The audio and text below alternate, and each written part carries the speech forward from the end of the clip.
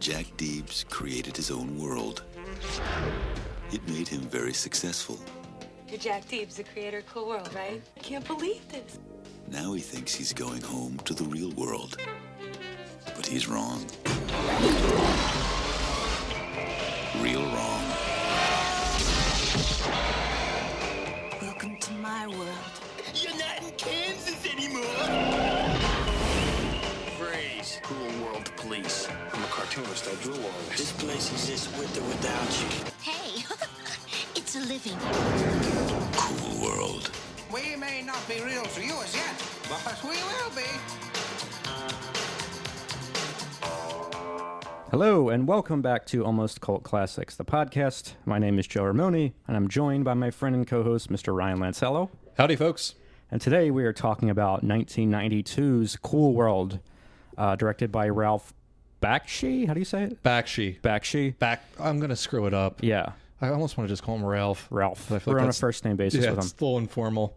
This was a movie that had been requested from us, and after doing quick change, we were like, all right, let's do something that's not a straightforward kind of goofy comedy. We do a lot of those, so let's check out Cool World. I was excited. I thought, hey, it looks like, an adult Roger Rabbit kind of take on it, which I think is everyone's impression of it. Sure. Watched it, and it is awful. I usually don't like to be that negative out of the gate. It is a really misfired project.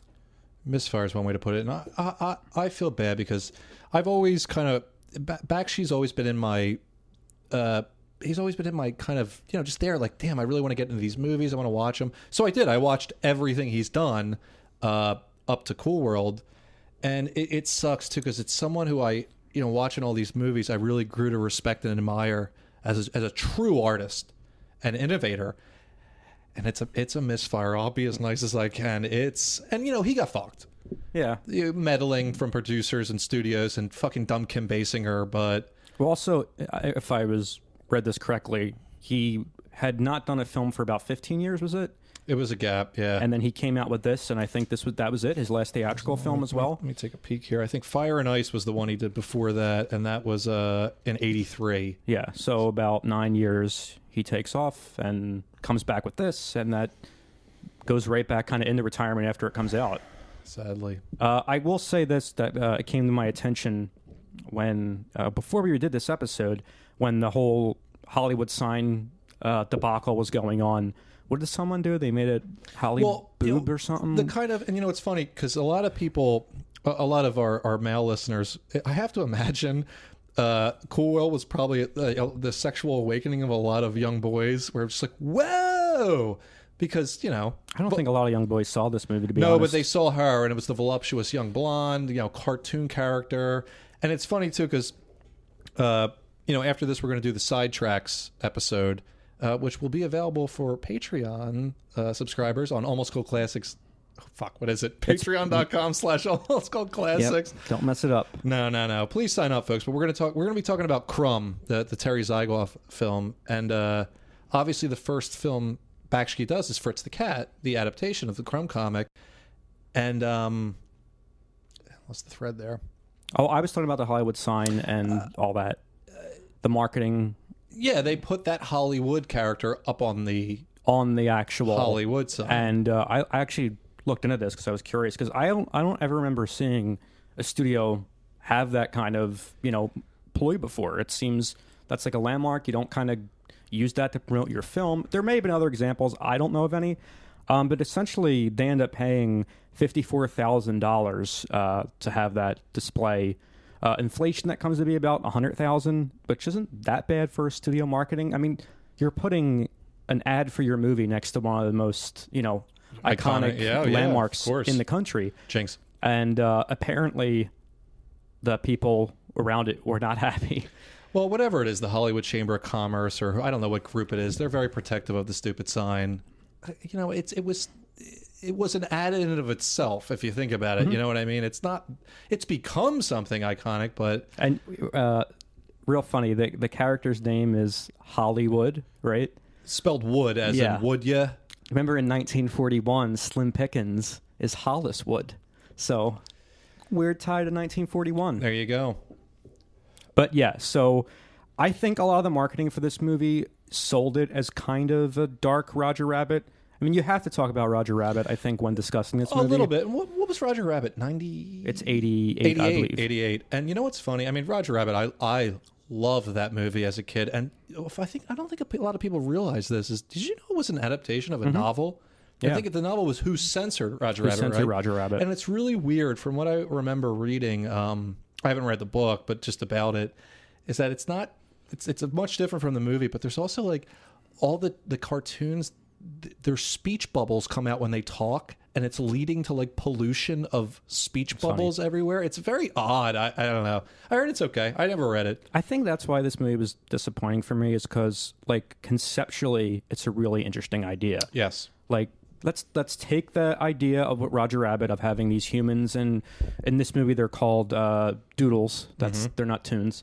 Have these noids and doodles. Noids are the humans. Let's have them coexist in this little world, but it's a lot more like, real world. It's dark, it's gritty, there's sex comes up a lot. Like, there's these interesting ideas that are presented that just kind of don't really... There's things to like about it, but they're few and far between, and it pains me to say it, because like I said, I became a Bakshi fan big time watching his movies. And yeah, his animation, like if I were to watch this movie maybe on mute, like it's visually, it's cool. Yes. I actually like how the human characters interact with the world. It's, it's not green screen, like it's the sets are designed to look like hand-drawn animation in 3 dimensions. It's neat. A lot of the hybrid stuff doesn't work too well. There's that one scene where Brad Pitt's character and the woman that he's with, Lynette, she has her arm around him and they're walking on that bridge. It's and not great. It's rough. And it sucks too, because like it came out 4 or 5 years after Roger Rabbit, and I mean, it really did it well.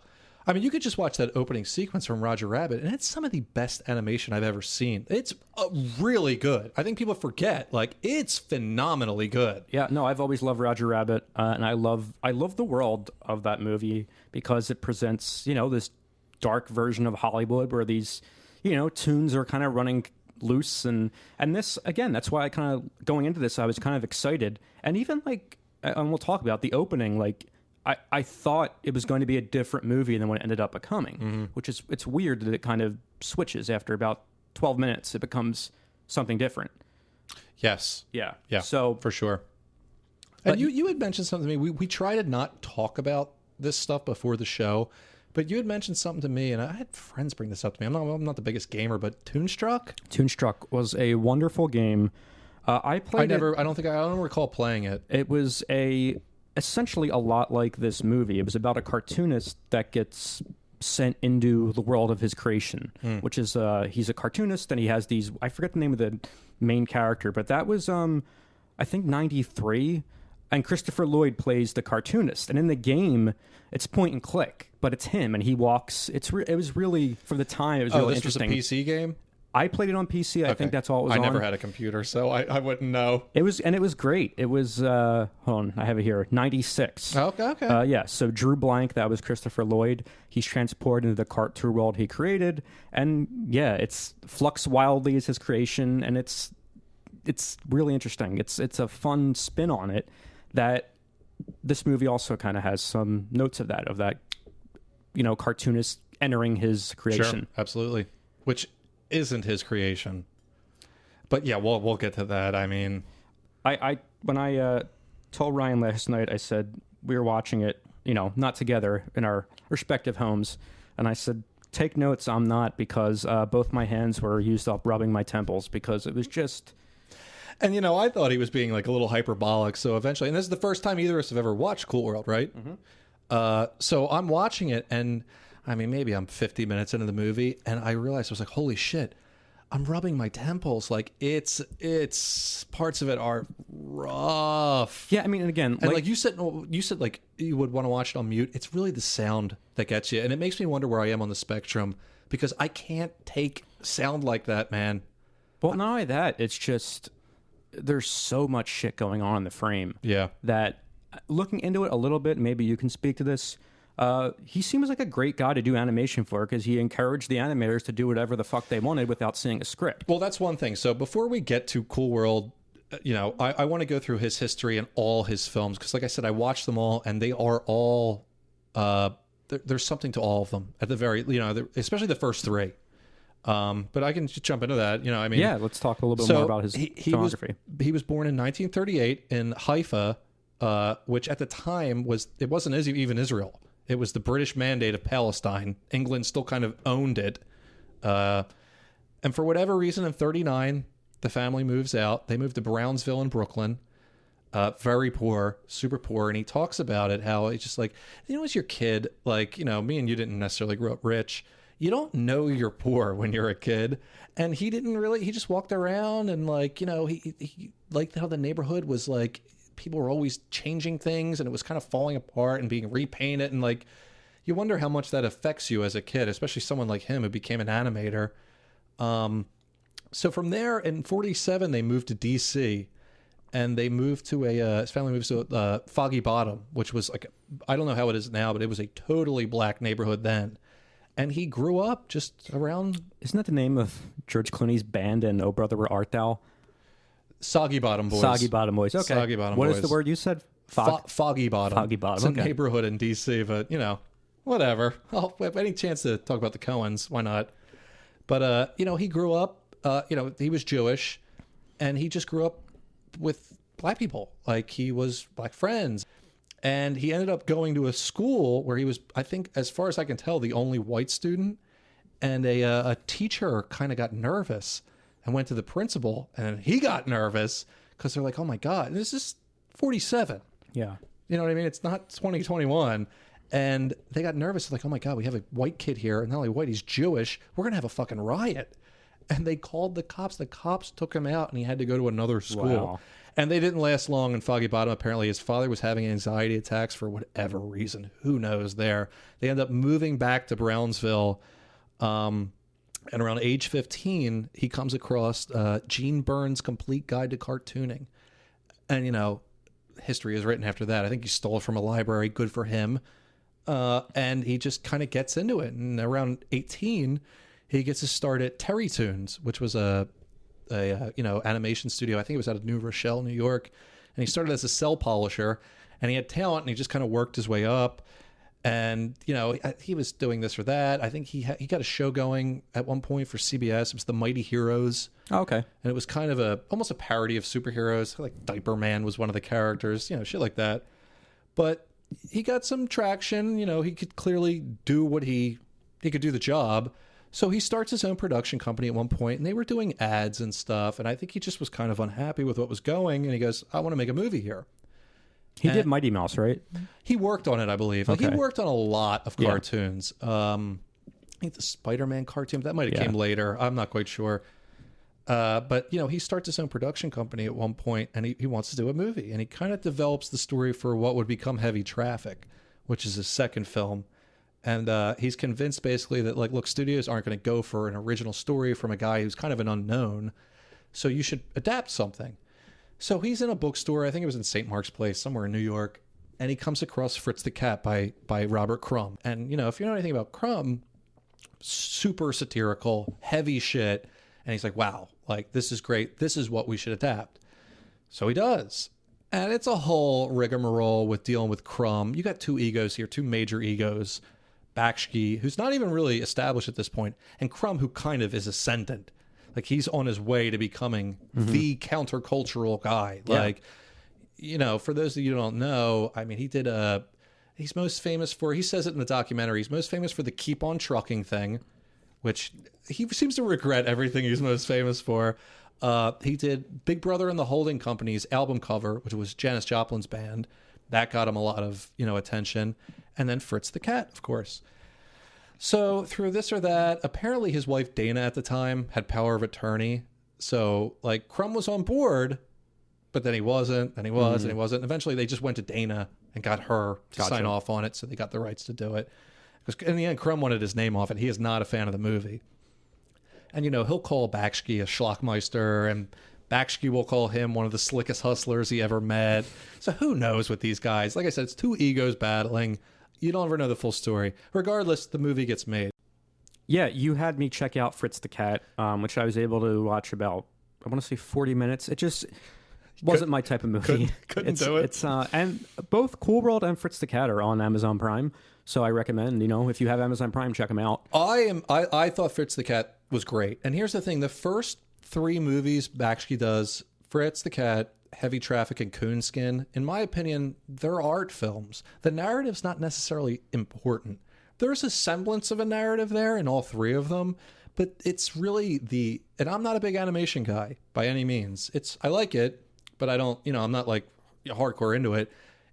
Not only was he innovating things, just brilliant. Like it's hard to, like, visually, obviously I was entranced. I couldn't get enough of it. I wish I would have brought a thesaurus for me, because I'm just going to keep saying beautiful over and over.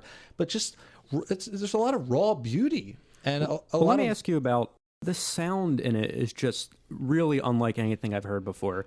It almost sounds like he recorded people in a bar talking. Was that what he did, or? It's literally what he did. Okay. So for these first 3 movies, he was basically letting, and this is crazy, think about this. This is an animated film where if you're going to make an animated film, it's precision is the key a lot of times. You got to time it up with a fucking drawing. Like, he was letting people ad lib, letting people talk. Hey, what do you think of Whitey? Recording them. You know what I mean? Yeah, well, like, that opening shot with the guys, the construction workers, for me, I was like, this sounds like just like what I just said. It sounds like dude's bullshitting. Yeah. Yeah. And, I guess there are characters who are, obviously voice actors doing those parts, but a lot of the background, secondary characters, they feel like that. It feels like real conversations. So again, I can appreciate that on an artistic level, even if it's not for me.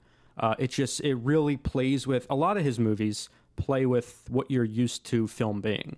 Right. And like, this is in no way to criticize you, but I think people are a little, what's the best way? They're drilled into a certain way a movie's supposed to be. Yeah, you're accustomed to. Right. So when it doesn't do that, you're like, what is this? Like, what am I watching here? And you're watching kind of just people bullshit in a weird way. I mean, Fritz the Cat is successful. It's as far as I can tell, it's still the most successful independent animated film of all time. And that says a lot. I mean, and especially in 1972, there was a real desire for this type of. Yeah, it was an underground film. It was the first X-rated animated film of all time. Probably, The Simpsons and South Park and things like that kind of owe a debt of gratitude to this movie. Not only that, there's a great thing. I'm working on a few things. I'm doing I want to put it on our Patreon. I'm going to do it for free. Everyone can view it.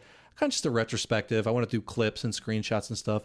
But there's a great Simpsons thing. It's funny that you brought that up, where they kind of parody Fritz the Cat. Itchy and Scratchy did a Fritz the Cat type thing, and it's in that crosshatch style that Crumb did, and it's Itchy and Scratchy. Hey man, my threads! Like, it's very of the era. Yeah, and have any of those other guys like come out and said that was inspiration, like Matt and Trey, or have anyone? I'm sure they have. I mean, if you're an animator, I think if you don't explicitly give a debt of gratitude to Bakshi. In the film, it's taking the Crumb art style. All the cops are pigs. All the black people are the blackest crows you've ever seen. You know what I mean? It's very on the nose. There's very little subtlety when it comes to the satire. And that's the thing. This is satire we're dealing with here. And satire's not pretty. The animation in Fritz the Cat was somewhat innovative. And not only that, they were doing it on a budget. So I don't know how much people know about animation, and I'm not going to pretend to be an expert, but there were no pencil tests used on this film. He was using basically flip books to get the things down. They weren't storyboarding things. Like, the fact that the movie turned out as well as it did is crazy to me. And probably my favorite thing that Bakshi does, and he does it really well in this, is these stylized backgrounds. It's beautiful. I mean, like, they're using watercolor. Basically, they took pictures. And they were going around, snapping pics of different neighborhoods in New York, and really like watercolor stylizing them, and just there's detail, but it's still abstract, and that was totally unheard of at the time. And is that what you technically call rotoscoping? Rotoscoping, he starts using that later, right? That's more for character design. For what, for those that don't know, in a very base way to put it, rotoscoping is you film something and draw over it. And I think most people probably know it in a modern sense from the Linkletter movies. Waking Life and Scanner Darkly really uses that a lot. But yeah, it gives you a nice fluid design. It looks kind of like weird. Like it's almost like the predecessor to motion capture. Like it becomes like, That's an you interesting have way to put actual people acting and then animation.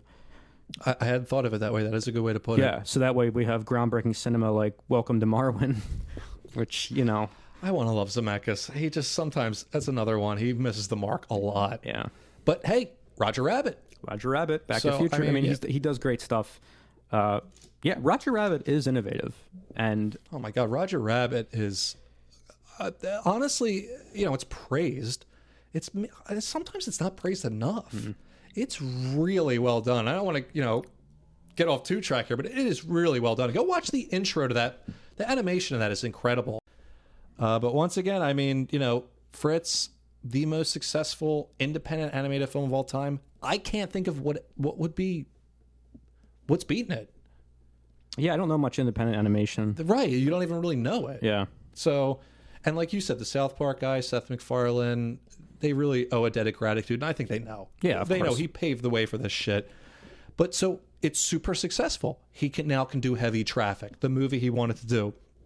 And Heavy Traffic, I recommend. It's really good. I really enjoyed it.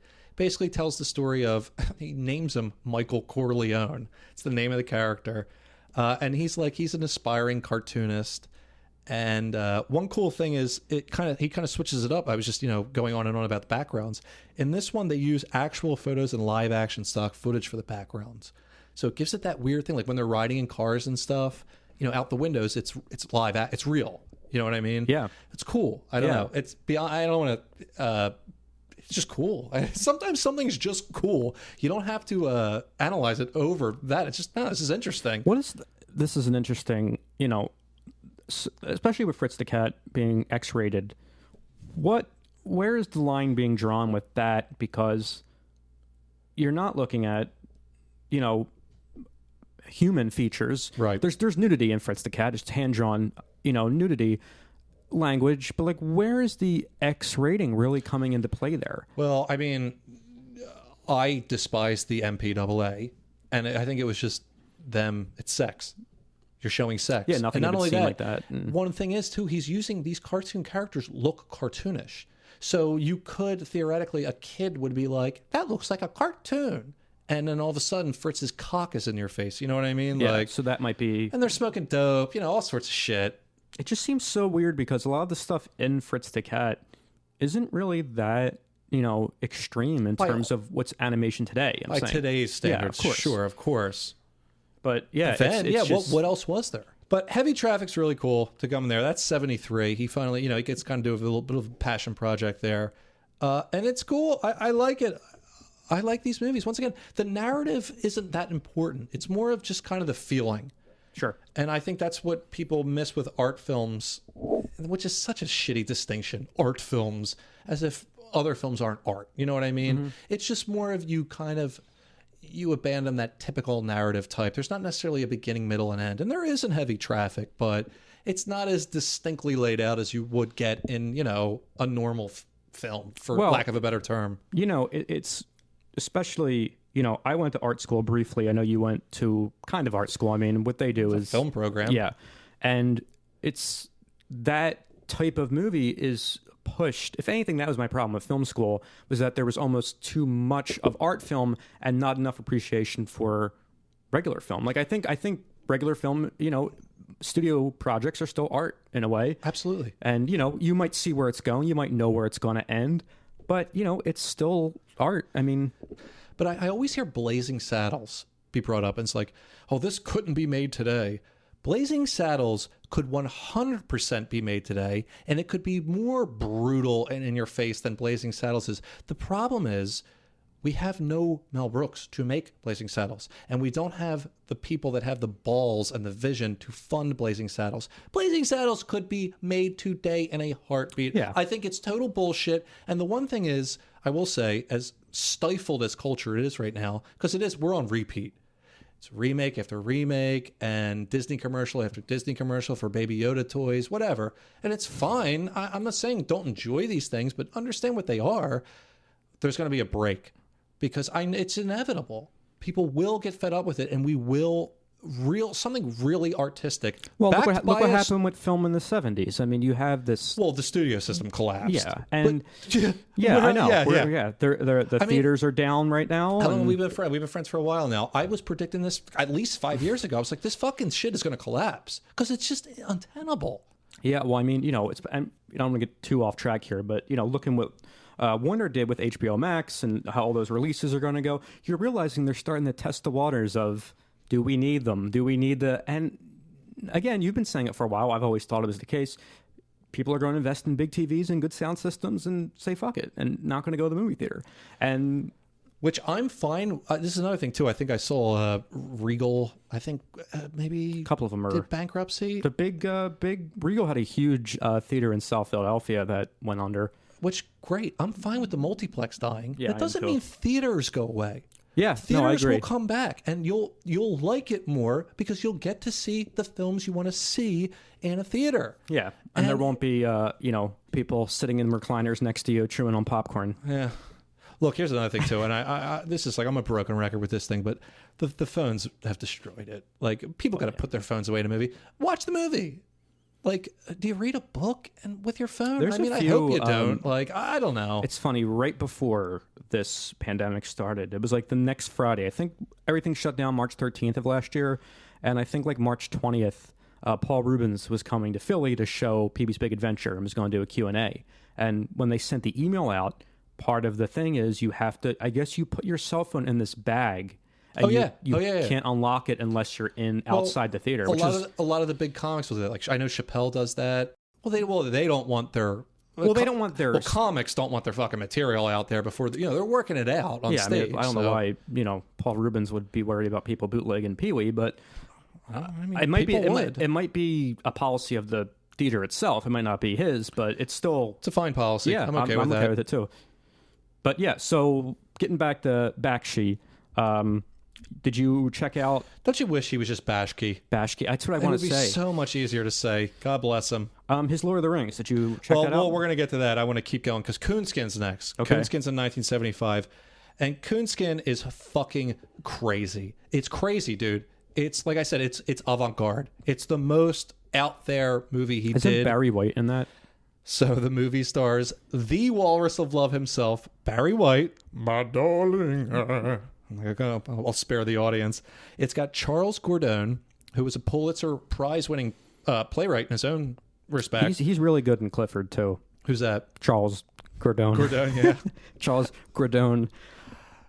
We'll see if anyone gets that right. one. It's got Philip Michael Thomas, who actually worked with Bakshi a lot. He was most famously Tubbs in Miami Vice. He was Don Johnson's partner. And it's got fucking someone who I just absolutely fucking love, Scatman Crothers, who by all accounts was like an angel of a person. Yeah. Just one of the nicest guys you could ever... Fantastic actor. Everything. He was the voice of Hong Kong Phooey. This movie was produced by Albert S. Ruddy, who produced The Godfather.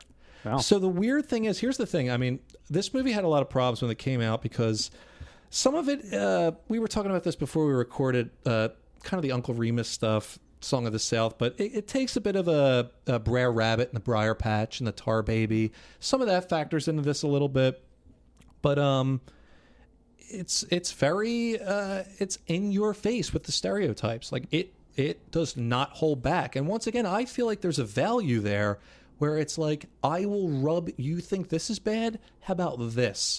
That's satire, is when it really rubs your nose in it and makes you question how you feel about what you're watching. And I know people want to get into the politics of this or that. And, I won't speak for Joe. I'll speak for myself. But left, right, up or down, I would urge people to reject politics entirely and embrace art. Because if you really want to affect change in the world, art does it. Politics doesn't. Politics is a losing game, and you lose your soul. Do something in art. That's the end of my rant. But but this movie had its problems coming out because, like I said, like it is like the Congress of Racial Equality, which is still around today. But they had a serious problem with it, and they were protesting it to the point where the NAACP had to like issue a letter and saying like, look, this it's tough satire, but it's satire. Yeah. Let it be. Let it exist. And sounds like a satire on Song of the South, though. It is. I mean, it's a satire on everything. Yeah. But, the whole thing is like in the story, the cartoon story within the story is that these guys are from the South. They go up to Harlem. It's a very blaxploitation-esque thing. They basically take over Harlem from the mafia. And if you thought this movie was hard on black people, which it kind of isn't at all, it's insanely hard against the Italian mafia. Oh, really? And that's the thing. Like, so Albert S. Ruddy, who produced The Godfather, also produced this film. He took Bakshi to a screening of The Godfather. Bakshi thought the movie was phenomenal, but he hated, and this is where I agree with him big time, he hated how good they came off. He was like, James Caan and Pacino and them were so good in the movie that you sympathize with them almost. Like, Sure. No. Because Bakshi looked at it as, here's this guy, Don Corleone, Marlon Brando, who's getting all his sons killed. For what? For his crime empire? It's one thing David Chase had that issue with The Sopranos. He realized, like, everyone's liking Tony too much. And if you watch those final, at least 2 seasons of The Sopranos, Tony's a monster. I mean, Sopranos is bar none one of the best shows ever, but I can see why black people would have had a problem with some of the things in Coonskin, but you have to step back and realize satire's ugly. It's not meant to be pretty. It's not meant to pat you on the back of the head and say, you're good for thinking this or feeling something.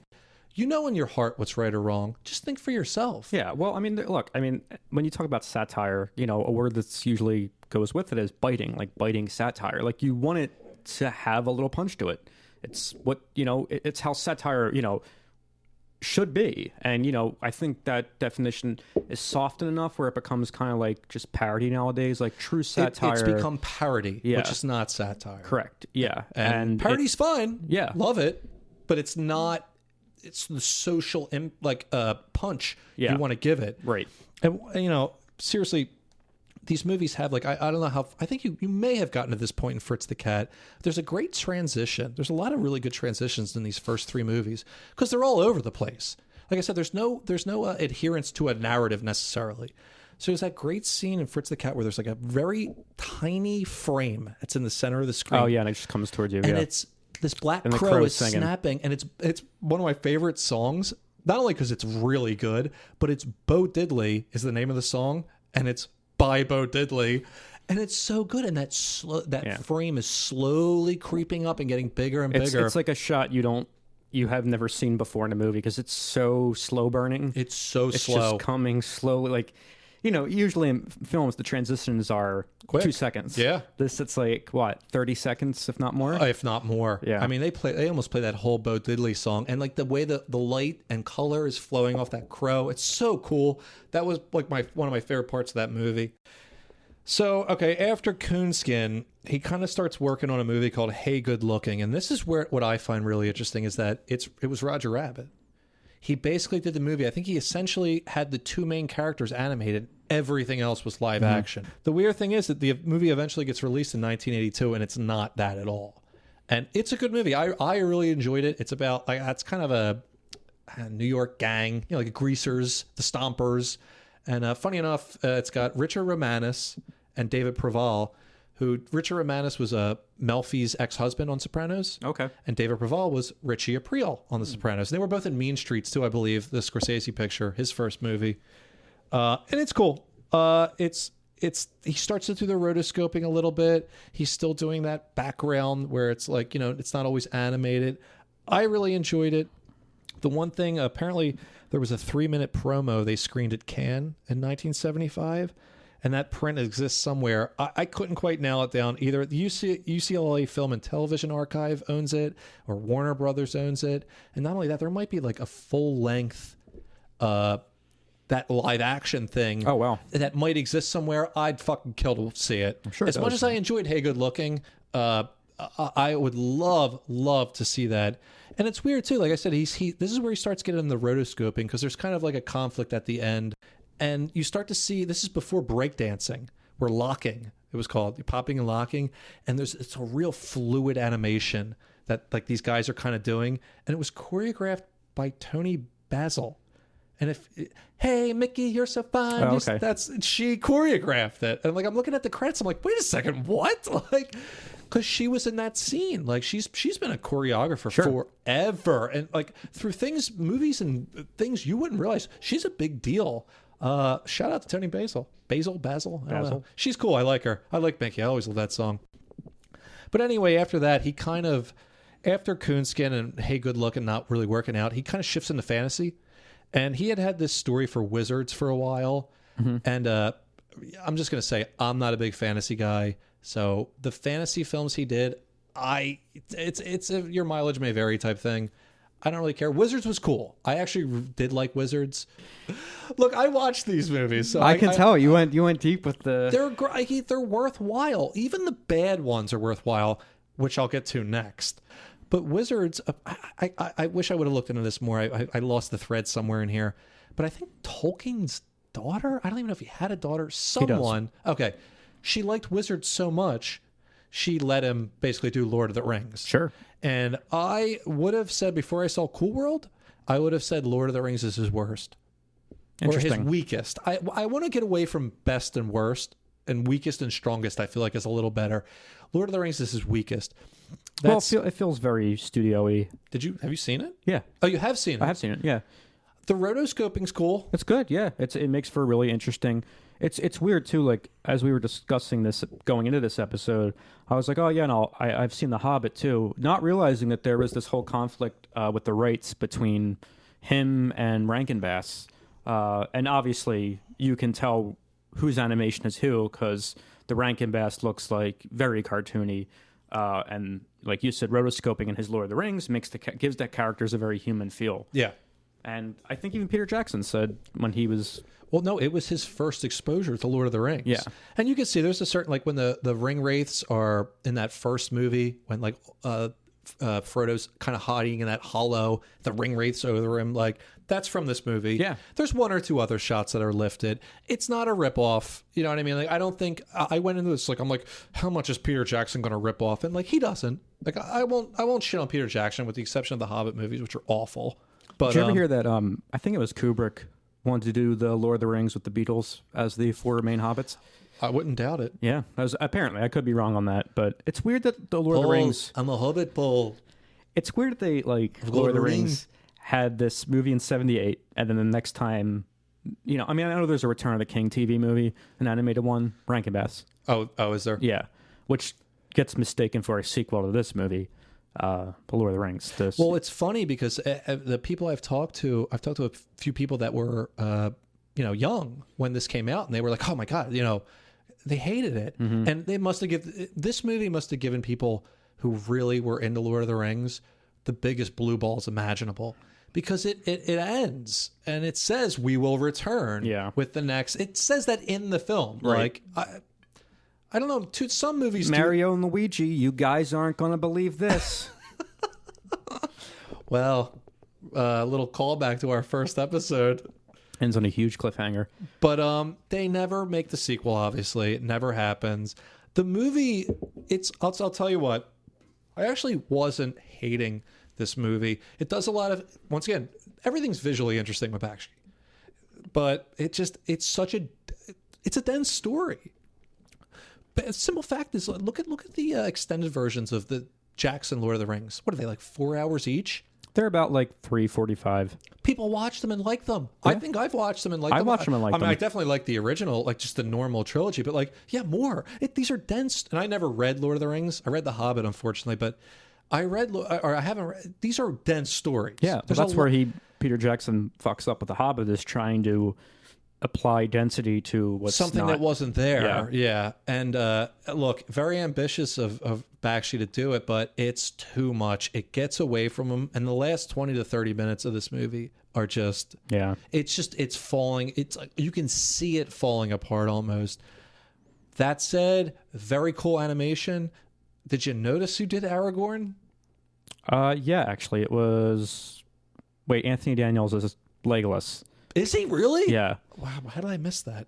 Man. You can't get John Hurt. And I'm watching him like, is that John Hurt? Yeah. It's John Hurt. And it's good. It's good. I was going to say, that's one thing I really like was the voice cast. Dude, the ring wraiths are really cool. Yeah. Like, the shit is cool. Like, it does things that are really interesting. But the final 20, 30 minutes, it just kind of peters out. It's not great. And that's, he does the fantasy movies. I just didn't love them. I don't know. Once again, I'm not a fantasy guy, so you got to really wow me. And I just didn't do it. 1981, though, he does American Pop, which you didn't watch. I didn't watch. I watched half of Fritz the Cat, man. I'm not. And I really wanted you to watch this because it's not. This movie is not like the other movies. This movie's straightforward for the most part. I think it's a masterpiece. I think it's his best movie, period. It tells the story of 4 generations of Russian Jewish immigrants. They're kind of all musicians, and it just is a parallel to the popular music of America that's going on at the time. So it starts, they're in Imperial Russia, and the Cossacks are coming in, and like the first character is very little, and his father's a rabbi, and they flee. His mother and him flee, and the father's killed, and they find themselves in New York. And it's the burlesque, and he's hanging outside a burlesque show. And it's like, hey, kid, pass out these, chorus cards, blah, blah, blah. He gets roped into it. The movie's like basically totally rotoscoped, so it just has an amazing look. It's got a ton of mixed media, so it's a lot of still drawings. And Bakshi was a phenomenal. Yeah. He was as good as Crumb in the sense that they could do realism and still maintain their, artistic vibe or whatever you want to call it. Watercolors, live action shots, actual archival footage. It's just, I was honestly shocked watching it because I had watched all these other movies, and like I said, they're so out there. This one was so straightforward and so, I was floored. This is like American Pop. I got to watch again. It might be one of my favorite movies. To double back, Hey Good Looking comes out after that. Right. Basically, they had to abandon the live action thing. He took the money he was making from American Pop, Wizards, Lord of the Rings, and he just finished it. Sure. It's good. I recommend it. I enjoyed it. It was a lot of fun. I think from an aside, I don't know how accurate this is, Tarantino prefers it to Mean Streets. So for what it's worth, that won't surprise me. Little tidbit. And then you got, in 1983, you got Fire and Ice, which is me and Joe on this podcast talking about. And, another fantasy. Very, fully inspired by the art of Frank Frazetta. Mm-hmm. And as a shitty way to put it, Frank Frazetta was the guy, you'd see his art on the side of a van. You know what I mean? I think he did some comic book stuff. Buck Rogers, I think, was him. But it was very, it was fantastical. It was like, And it's funny, too, because I was going to say, I was like, it gets to Lord of the Rings. I was like, every Bakshi movie, every woman was just a big-breasted, like before that. But American Pop dials that back. Everyone's fairly realistic. But we're back to the big-breasted woman in Fire and Ice. And look, it's cool. This is another one where it's just looking at it's nice. Yeah. They did thousands of background art for it. Really funny thing is, I don't know if do you know Thomas Kincaid? Mm-hmm. You do? Yeah. So for our audience, Thomas Kincaid is like reviled anymore because he does he's basically a Hallmark artist. Yeah. Like he does mass produced, nice cottages and shit like that. He did the background. He was one of the background artists on this film. And it's beautiful. It's a beautiful film to look at, but it's a very basic fantasy story, which it doesn't do it for me personally. Yeah, look, obviously it's telling to his experience in these movies. He goes away for 9 years. Do you know anything about that? Why he steps away from film? I really don't. Because I didn't look into it. Cool World, from the research I did, it's not a script he authored, although there's been some contention about who exactly deserved the credit there. Well, the story's written by the screenplay credits for Michael Graves and Mark Victor, who wrote Poltergeist. Okay. Yeah, well, and I even heard, again... And that's the other thing, too. The Bakshi movies he didn't write, they're the lesser films, in my opinion. I think, again, coming back to Roger Rabbit briefly, when that movie becomes such an enormous hit, obviously there's going to be movies that are inspired by it. And I think that the intention behind Cool World is that they're going to make this horror movie originally. It's going to be a dark horror movie about a prison cartoonist who gets sent into his own creation. And I don't know where... obviously, studio meddling plays a part in big time what this movie becomes. We can even put a name on it. It's the producer. Yeah. Frank Mancuso Jr. Yeah. I do, as usual, I do have the stats in terms of box office numbers, and I have some review snippets. Opens at number 6. It comes out in the summer, comes out in July. Number 1 is The League of Their Own. Love that movie. Number 2 is Universal Soldier. 3 is Boomerang, which I assume is the Eddie Murphy movie. Batman Returns is 4. Sister Act is 5. And Cool World is 6. And its opening weekend. So other than Universal Soldier, which is an opening weekend, all those other movies were repeat weekends. So even though it's a new release, it just fails to find an audience right off the bat. And this is before Brad Pitt's a star. Yeah, of course. And I do have the review from Ebert, who in the end says, one of the few reviewers who got film, in my opinion. I enjoy reading Ebert. Bakshi's desperation is revealed in several brief sequences in which bizarre Cool World characters hurtle about the screen, screaming and gnashing for no reason except to kill time or cover an awkward transition. What's odd is that an animated film would be so badly planned. Animation requires so much work at the storyboard level that these films are usually well plotted, if nothing else. Cool World is a surprisingly incompetent film. And so I can say this right here. The script was different from what he started with. He's like, what the fuck? I don't want to do this. Well, Mancuso Jr. goes, well, we want to get legal? Yeah. And he has to finish it. He goes, fine, whatever. And basically, I have a quote written here. It's not verbatim, but it's like, I thought if I did the animation well, it would be worth it. Well, it wasn't. Like, even he realizes, but he did say, he's like, well, I'll bring a bunch of animators on and we'll have fun animating it. And they did. They did, clearly. That's something you get from the film. I'm glad for that. And, there were some people, I think it was Peter Chung who did Eon Flux. He worked as an animator on this. So it's like, by the way, all these movies I didn't really get into. I didn't want to talk too much. I feel like we're talking this whole fucking time. But it was 50 minutes later. Look, there's not much to say about Cool World. We can go through the plot if you want. It's just neither of us liked it. And Ebert nailed it there. There's just characters screeching in front of the screen, just shit. It's not good. So, again, this could be hearsay at this point, but apparently starts off R-rated, then gets knocked down to PG-13. That's the biggest problem. And that's probably the biggest issue. Basinger, she comes to Bakshi and thought it would be great, this is a quote from her, from Bakshi, that she'd be able to show this picture in hospitals to sick children. I said, Kim, I think that's wonderful, but you've got the wrong guy to do that with. Mancuso, who was sitting there with Kim, was agreeing with her. So I don't doubt that for 1 second. So you're talking about a movie's pretty much been shot, and now they're talking about, well, maybe we can make it PG. Not only that, what the fuck was she thinking? She did the movie. You've seen the movie. Yeah. She couldn't be more hypersexualized in the film. She rotoscoped? At parts. Okay. I have to imagine they were using her. Why wouldn't you use her?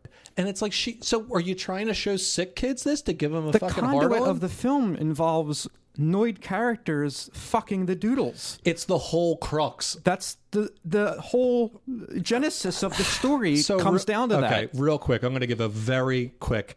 The movie opens live action, 1945 Las Vegas. Plane lands. GIs are getting off the plane. Brad Pitt's character Frank Harris gets off, meets his mother, goes home, happy. Hey. Dude, I'm into it at this point. Yeah, Honest to God. And this is another thing. I'm going to get into this before we end the episode. I would love to see him do a live action film. Because here's the other thing, There's too. so much work. When you think about being a director in an animated film, you still have to plot out the shots, the angle, the perspective. You have to direct it. He's a very good director in that sense, and I'd love to see what he can do with live action. I'll address that in a moment, but so the movie's live action. It starts off.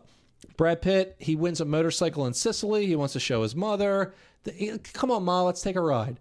They take a ride. They get into a car accident. I thought for sure Brad Pitt was going to wake up from the accident in Cool World. The movie begins. That's not what happens at all. But I thought, if you would look at the marketing to this movie, and see Brad Pitt with cartoons around him, instead he gets into a car accident. His mom dies, and for some reason, Cool World exists. It's another dimension, we'll say. There's some professor, Dr. Whiskers, who's created this spike, who it opens a portal, and then he sees Brad Pitt laying in the dirt. Well, Doc Whiskers is supposed to come to Las Vegas 1945, but Brad Pitt accidentally goes to Cool World.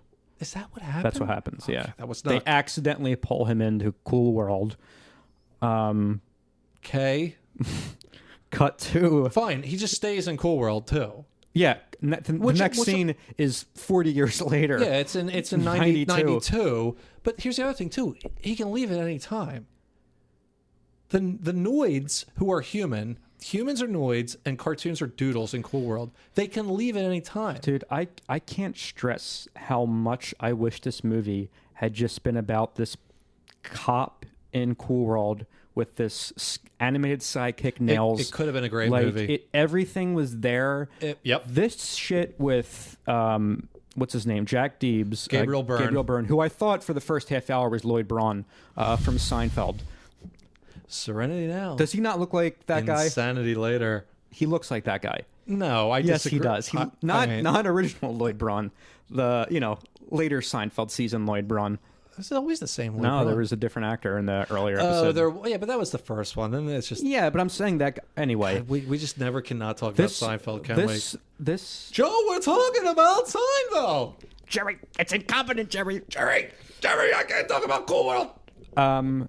Yeah, when this whole we meet this ex-convict who I guess murdered a guy. He found his wife in bed with a guy. He killed a guy. He's Yeah. doing a 10-year stretch in some prison. and he's a cartoonist. And it sucks too because the live action shit. Do you remember that like Zoom they were doing? It was almost like probably a helicopter shot into the prison. Oh, yeah. It's really good, and you're like, fuck, this movie is like cool. Not Cool World. Yeah, right. Thank you. So explain to me this: how is in 1945? How does this world exist if Jack Deebs hasn't yet created it? That's the thing. Jack Deebs thinks he created it. He didn't. Okay. So I think the idea is that this movie is so thin on plot. It's really bad. And like I say, I love Bakshi so much. I hate to trash this movie. He trashed it. I know, but I just don't. It's not his fault. I don't want to add fuel to the fire. The visuals are stunning. The hybrid stuff doesn't work. I'll disagree with you there. When Brad Pitt's Frank Harris character is like, how about when he pulls up in his car, right? Oh yeah, well, and when he gets out of the car and the car is like 2D, and like the physical sets in Cool World that he has to walk around in, they're like Fritz Lang, like German expressionism, like angle. I loved it. I thought that here's was where cool. this movie deserves more credit. What Roger Rabbit did was it animated, cartoons in live action setting. This kind of does the opposite. There's live action. It's like when Eddie Valiant goes to Toontown. It's live action actors in an animated setting. And that has got to be hard to do. Oh, sure. And so the glitches that happen as a result of that, there's one or two scenes where it's really, really jarring. A lot of the time, they just don't know where to look, and I feel like that just might be a storyboard directing problem. But it's not as bad as you would expect. It's just it's this like there is literally animated characters flying through the screen that have nothing to do with what's happening. I don't even want to know if it's a transition or just like there's shit in front of the screen screeching at you. And like I said, imagine you're sitting in between two people and they're both talking. That to me, like, it's one of my Cool World was Hell World to me. Like, when I die and go to hell, it's going to be Cool World. I can't take it. Like, I couldn't take it. And I can sit there, dude. Like I said, you couldn't. I watched Fritz the Cat like twice. I was like, this is great. I love this shit. Like, I was at my wit's end at parts in this movie.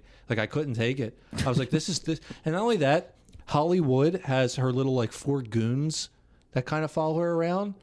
I couldn't. They were awful. I hated every second they were on screen. I was cringing. The only animated character I really liked was Nails. Nails was cool. and Charlie Adler. Well, actually, I hated Nails. I'll actually Did you really? Charlie Adler's good, but I actually hate it because it was everything's so over the top. It's so over. You know who I liked? I liked Lonette, the Brad Pitt character. Right. And that was kind of interesting in the sense that he can't fuck her. He's been there since 45. He has not fucked her. Yes, again, there are concepts in this story that are very interesting. So close to being a good film. Like, because in Roger Rabbit, that scene when Jessica Rabbit visits Eddie Valiant and, like, she's got his tie and, like, you have to have those questions of, can these human characters have sex with these tunes. And So- it becomes a big a part of the plot. It just doesn't really amount to much. Nothing. And it's such a shame because it's all there. The overtop, sexualization of the characters, and even the ending when, spoiler alert, Brad Pitt becomes a doodle himself. So I wrote this down. Hold on a second. Where is it here? Apparently, when a Noid, which is a human, is killed by a doodle, they are reborn as a doodle in Cool World. But they have to be killed in the real world. I guess. Yeah. The movie does a terrible job of... It's so easy, too. The movie could explain this shit better. And the funny thing is, nothing fucking happens in this movie. Wait. Like, no, Jack Deebs goes to Cool World. Brad Pitt goes, don't fuck her. Because, he wants to fuck Hollywood. Who doesn't? Yeah, obviously. I mean, who doesn't want to fuck a cartoon? I mean, but it's funny you bring up Jessica Rabbit, though, because I keep saying how Hollywood was probably... She's I think No, she's... Jessica Rabbit was definitely the sexual awakening of a lot of boys. Like, they're like, whoa! Like, I know I, as a very young child, was like, why am I attracted to a cartoon? But Jessica Rabbit's got that one eye thing, and The Veronica Lake. and I don't know, the Kathleen Turner voice. I can't look at that character and not see Kathleen Turner today. Did she do Why Don't You Do Right Like I don't know. Some Other Man Do? Was that in Roger Rabbit? The way you're saying it, I don't recall it, but Well, it I could be the can't- case. yeah, I know, whatever. but By the way, another thing, too, like the music is horrible in this movie. that's the one thing it gets praised for, though. Well, I'm sure the soundtrack itself is good. Here's the other thing too: in the '90s, they would do soundtracks to films. Yeah. So the music was I didn't notice You'd go to Sam Goody and buy a but cassette I tape. didn't notice any of this good movie. Like, where is that David Bowie song? Is it in the film? I couldn't tell you. Look, Mark Isham did the score. He's very talented. I think he's won a couple of Oscars. He's a very talented guy. He's done a lot of good scores. The music has that horrible '90s. We're gonna throw in quasi-rap, quasi-industrial noises. It was nails on the chalkboard, the sound design on this movie. I couldn't handle All right, it. let's try to go through the plot briefly. So we're saying Brad Pitt goes to Cool World. Now, why does he end up staying there for so long, and how does he become a detective? Never explain it. But is there something said there that... Nope. Okay, so we just forget it. That's he just it. stays. Okay. I assume because his mother's dead and he's got nothing to go back to. Okay. And I also, here's the other thing too. Anything goes in Cool World. So maybe it's kind of... Except you can't have sex. Whatever, fine. But maybe it's kind of fun. Like, gravity doesn't exist or whatever. I don't know. I don't know. The movie does a very poor job of describing or explaining any of this. You're telling me that a young attractive man, wants to stay in a cartoon world where you can't procreate or have sex versus going back to reality where you can do those things. To play devil's advocate, he came from the war, so he saw the absolute ugliness of humanity. Cool World is ugly. His mother just died. He didn't want to go back. Let's just say that. He didn't want to go back. Okay. Does that work? Yeah. Let's Fine. just... We've now written a better story than what they show you in Cool World. Just allude to it. Give us some conversation. So anyway, I cannot blame Bakshi for this. No, I don't either. I won't. He's look, we're getting this episode's going to be a fucking mess.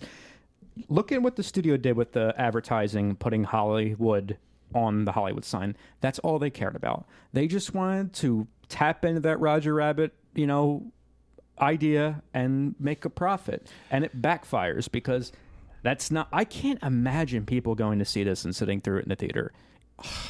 Not only that, she's always like dancing in it, which is fine. It's good animation, but it's like, what is she? Who is she? What does she do? I'm gonna go through. Correct me if I have Go ahead. any Go if for I'm it. wrong on it. So 1992 Vegas. Jack Deebs, an ex-convict, goes They back. give him a light board in his prison cell, which I Yeah. found funny. That is pretty funny. He starts having visions of Cool World, where I guess it's a dream or like he's visiting Cool World. And here's the thing: I'll add a little more if I haven't said this already. He's subconsciously drawing Cool World because it exists already. Yeah, sure. So he thinks he's created it, but really he's just drawing on it. He's like a conduit. world. Yes. Yeah. The movie doesn't do that. Yeah. Well, He at one point, again, there's like seeds of like plot here. Like when he goes to the comic book store, it's like That was almost cool. It's interesting. great. Where It's it's like great. you see who he is, you see where he's from. You know, there's this conception of him in the world that he's a murderer at this point.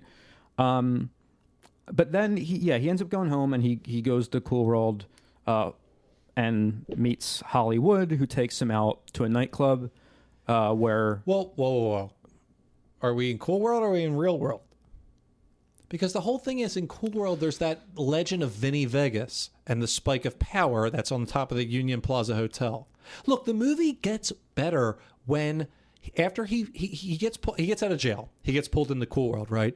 He bangs Hollywood. She turns real. They go back to the real world. Interesting. When they go back to the real Interesting. world, it's good. It's better. Did you enjoy the Frank Sinatra Jr. Yeah, cameo? he pops up in it. Did you know right away it was him? I didn't know. I did, only because the voice, I'm like, that sounds like Frank. And then I'm like, wait a second, that's Frank Sinatra Jr. And then I waited to the credits, but it's him. So yeah, Brad Pitt, who's the detective, he doesn't want any noids in Cool World. And No, that's the other thing, too. I have to stop you. Apparently, noids do come into Cool World, I guess, and through their dreams? it's not explained if that's the case. Jack Deebs is not the first noid to come into Cool World. He's not. No, they know what they are. Like people aren't like surprised to see them. And I can't believe how bad this movie... Like, I was seriously shocked. So yeah, essentially, it kind of becomes a plot about Jack Deebs falling for Hollywood. They sleep together, which makes her into a noid, and then they go to the real world. Right. And it sucks, too, because Gabriel Byrne's a great actor. He has nothing to do in he has this nothing movie. really to do. Nothing to do in this movie. I mean, that part where like she's in the nightclub singing and like is like flashing into a cartoon That's again. great. Yeah. When the two of them are like, so the world's breaking down and they're flashing in between their human bodies and their doodle bodies. Jesus Christ, dude. Again, that's another thing I like too. Like That was super cool. the term doodle though, like it's a fun way to like, It's fine. And Roger Rabbit has tunes. It's just, I don't know. It's like, it almost feels derogatory in a sense, like doodle. Yeah. Like it's Sure. It's a fun spin on it. And the fact that like then Hollywood wants to stay in the real world, but she has to access this spike, which is on top of a building. It's on top of a casino, Which, yeah. again, the shots of old Vegas are pretty cool. Well, here's the other thing, too. So eventually, like, she's in there and she won't go back. She does not want to go back to Cool World. But she keeps like transforming into a tune. And she thinks doodle. if she gets to the spike of power that's on top of this casino, she'll be able to stay in. This movie actually has one really great sequence when she does get to the spike. So she's climbing up and Brad Pitt's Frank Harris character is chasing her. She's like, help me. She gets, she pretends to be scared. She pushes him off, right? He falls to his death. I'm doing air quotes. She gets to the spike. This is probably the best part of the movie. And you've seen They Live, right? Mm-hmm. Remember at the end of They Live when they destroy the thing? Yeah. And all the aliens are exposed. There's a great part where people start turning into doodles, and They Live. It's so cool. Yeah. It's really, there's that great sequence where like the shitty guy is next to like the girl at the blackjack table, and he turns into like this snake cartoon, and she just doesn't even acknowledge it. And then he turns back later when they turn it all back, and she just doesn't even acknowledge it. But everyone's freaking out. Yeah, like, a really fun idea. It's cool. Like there's like a cartoon lava kind of oozing off the fucking hotel. It's cool. Yeah, there are we keep saying cool.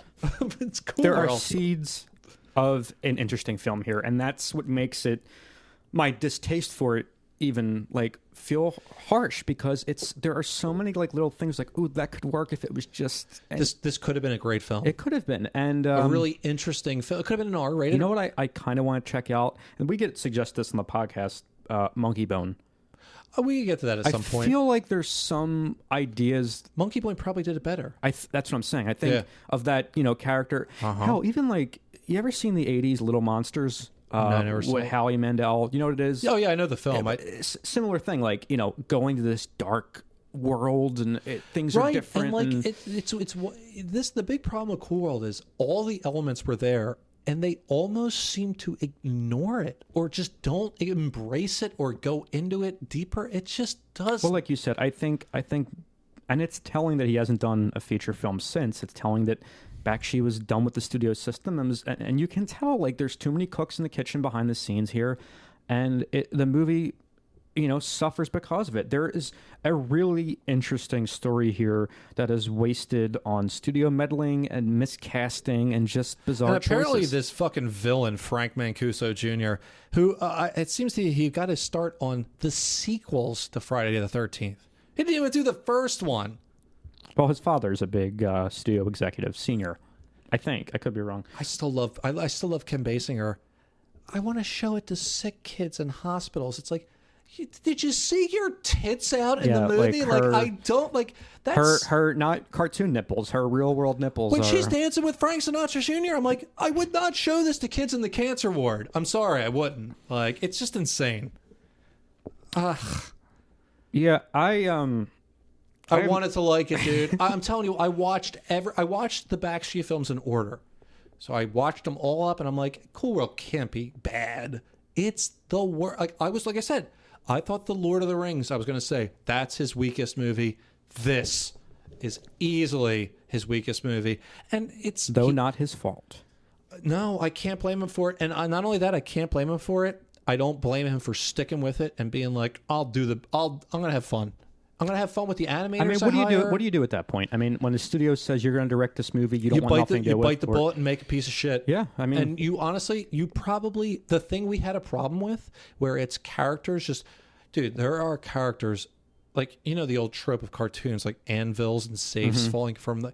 That's just happening constantly. Yeah. Like, I think he just said, fuck it. Like, we're going to have shit running throughout the screen. Yeah, well, apparently screeching noise. His team of animators were never given a script. They were just animating things, and it shows. And, good. I mean, they got a paycheck. He got a paycheck.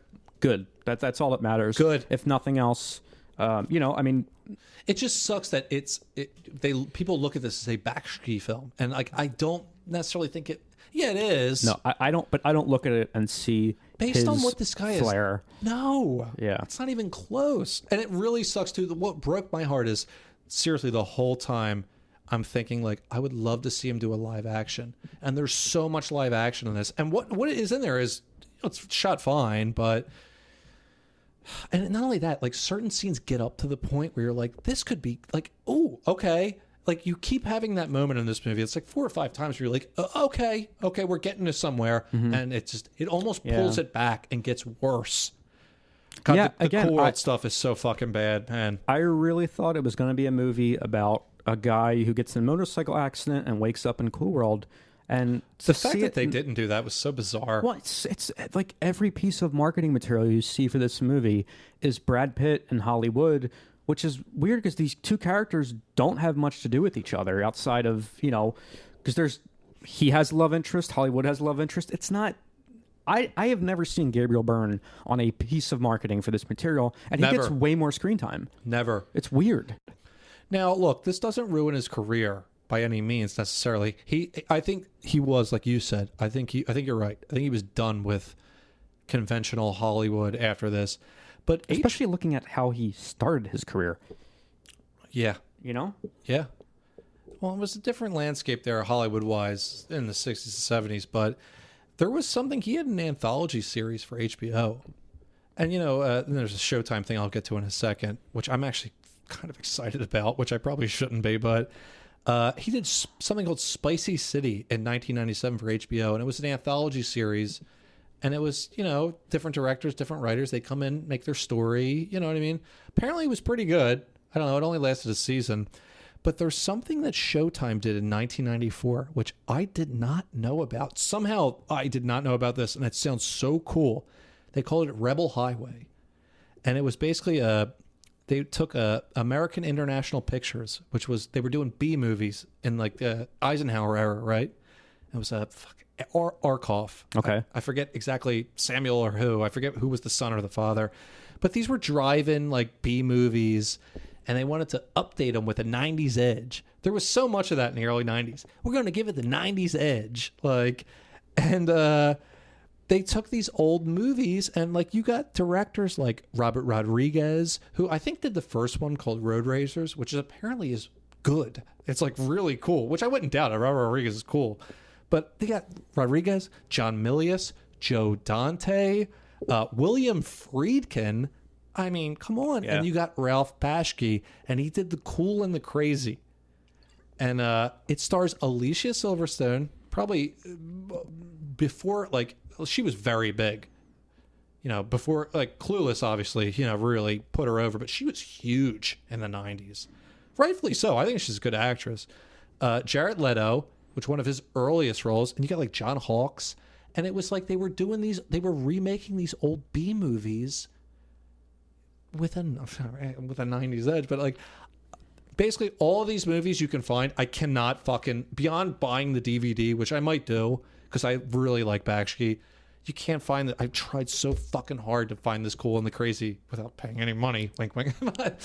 I couldn't find it, but, like, what a cool idea. Apparently it was fairly successful. They didn't go beyond that, but I was like, what a fucking cool idea. I love the idea of, like, taking these old fucking B movie Yeah, that's interesting. Like, so cool. Like, Public domain, old. I don't know if they were necessarily public domain, but they were in that weird gray area where it's like no one gave a shit. But not only that, like, the archives were American Pictures or American International Pictures. They were okay. Like, they were signing off on this. Have you ever seen What's Up, Tiger Lily? Woody Allen's. I'm gonna say yes. It's like he took this old, I think, Japanese movie, and it's like a Japanese spy thriller, and it's all American dubbing voices that change the plot to make it about egg salad. I love that shit, man. Yeah, that might be one that, you know, there's the other one is that we probably would do is Dead Men Don't Wear Plaid. That same idea, and, like, I like that shit. Man. I do like, too. Like, it's I don't know. It appeals to me and you and film people, where it's just like, you know, it's kind of cool. It's like, because I love B movies, like, especially from that era. I really like them. I think that's why I like Coonskin so much, because it was like, it's a animated blaxploitation movie essentially. It's really, it is, and it's like, I just like that stuff. I don't know. So I don't know, man. Coming away from this, I was thrilled. You can probably hear it in my voice. It's been a gradual. Well, I was excited. Well, no, I was excited to talk energy. about Bakshi because I had never watched this stuff, and I watched everything, and I was like, wow, like he has a book of art and stuff, and you can buy it on his website, and it's first edition, and it's signed, and it comes with an original doodle. And how much is that? It's almost $400, and, like, I'm stupid enough to buy that, but I'm perpetually broke. And you know, we'll talk about it soon. But it's funny. Like Ryan and I, in our sidetracks this week, are going to talk about the website Cameo and what some of these celebrities are whoring themselves out for on the internet, which, when you look at that, it's what you get for $400 compared to what you get on Cameo for $400. It's a trust me, that's. And it's the other thing too. Like, you know, Bakshi's a very good artist. Yeah. And, like, beyond that, like, I love Crumb, and we're going to talk about you know, if you want it. Obviously, like I said, the mics keep rolling. We're going to do sidetracks after this, and you can listen for a simple, measly $5 dues on patreon.com/almostcultclassics. There it is. I got it. You got it. I also have been on there putting up snippets from conversations I cut from our previous episodes. It's usually has nothing to do with what we talk about. They're just like fun little conversations we have. Well, I like movie theater memories. Yeah, we have. And I would suggest if people have movie theater memories, email Joe. Send them in, and we'll read them on the podcast. I would love to read them because we all have them. I have one I'm going to save, but Philly had one of the last porno theaters, the Forum Theater. And I went in there one night with a couple friends. It's a good story. Yeah. I'm going to save that one. But the movie theater memories are really good. It's coincidentally the same day that Ryan met Paul Rubens. They happened in the same. Yeah, good guy. Yeah. But but to what you were saying, like, I want to buy that Bakshi book, and I probably will because I'm an idiot. Not only, I mean, it's a good book. Fuck that. I love art books. Who cares? But I've been wanting to buy the complete Crumb Zap comics. It's like $500 or something, which is totally worth it. It's just physical media. You got to do it, man. You got to do it. Yeah. To sum up Cool World, for me, it was a disappointment just based on what it could have been. Total missed opportunity. Whereas, movies like Death to Smoochie, that was a movie I didn't like that we've done on this podcast. For me, it was just, the humor didn't resonate with me. It was just like heartbreaking because what it could have been. And Yeah, it's a shame because there's talent involved. And, you know, once again, studio meddling, this seems to hit a lot of the movies we talk about. No, it really fucked him here. And not only that, and he had it throughout his career of the people trying to, you know, Sure. you got to do this or that. And he usually could rise above it.